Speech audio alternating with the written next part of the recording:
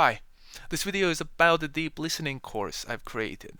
So I'm here just to say a few more things about what is this deep listening? What is the deepening into experiencing, which is the name of our first module? And why would anyone want to do such thing? As well as how are we doing it? Where is our methods coming from? So, the deep listening generally is the act of engaging fully with an open mind, focused attention, open heart in the process of listening.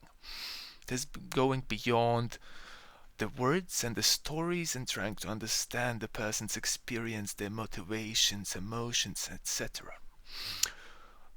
It might be used differently in various circles. For us, what it really means is attending to the felt sense of yourself and the others. So we will be working with a felt sense as a central concept, especially in the module 1 that is called deepening into experiencing.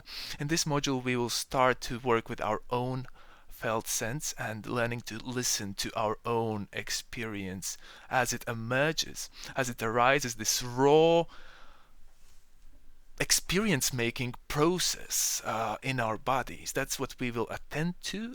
That's what we will be calling formation of felt sense. And what it will take, we will need to step out a bit. We'll need to disengage, just to take a step back and take a bit of an observer's view for our own human process. We need to have a look as like a meadow or a forest, and we can see there's trees and there's a flower, and we're like, oh, look at that. And then there might be wind and it sways and rain and there's things happening. It blooms, it dies, it starts all over. We'll just need be able to treat our inner stuff in such way. So disengaging and developing a relationship with those things, and therefore disidentifying with them. So that's what we are primarily concerned with. In the module 1 we are doing it with ourselves, because the way I look at it is that we can't really know another until we know ourselves. And so we will start with ourselves and then extend it to the other, and learn to be there in the experience with the other, perhaps in an attempt to, as closely as possible, really be there in their experience right next to them. Yeah. Why would anyone want to do this? Is because people want to increase their relational intelligence and their emotional intelligence. People want to hear each other in their partnerships. My partner does not hear me. I keep telling and telling, and they just can't seem to understand what I'm trying to say.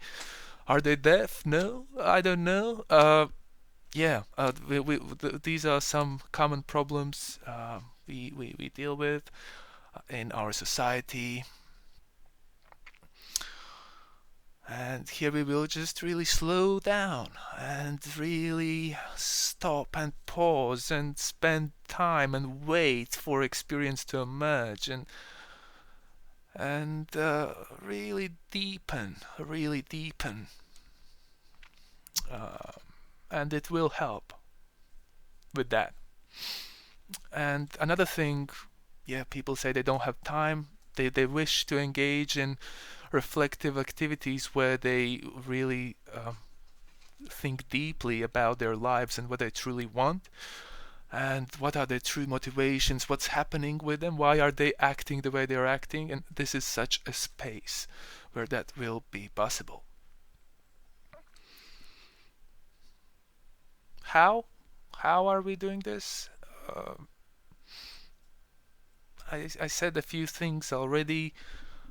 This stems from research that was conducted to try and understand why do some therapy sessions seem fruitful, and why do others not do not why the others don't seem fruitful.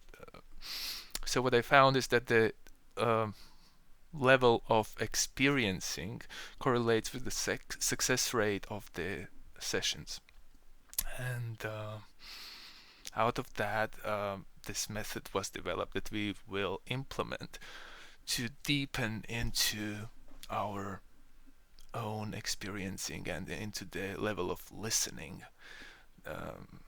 and relating. This is in general an attempt to provide tools to people so they are able to take responsibility of their own well-being. I'm big on people taking responsibility for their own experience, for the way they feel.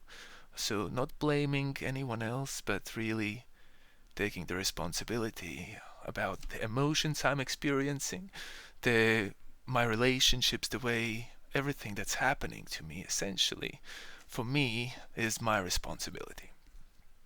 And these tools will help. These tools will give a healthy way to integrate that and also to support one another in processing all the stuff that's happening with us. Rather than numbing us, rather than distracting us, we can use all of those happenings that sway us off the center. We can use them as vehicles for transformation. And this is an opportunity to learn a version of how to do that. So, Latvian group starts on 14th of April. Would love to see you there if you speak Latvian. If you speak English and not Latvian, the English group will start on, I think it's 15th of June, but in June anyway. So you have a bit more time. I think that's it. See you there. Ciao.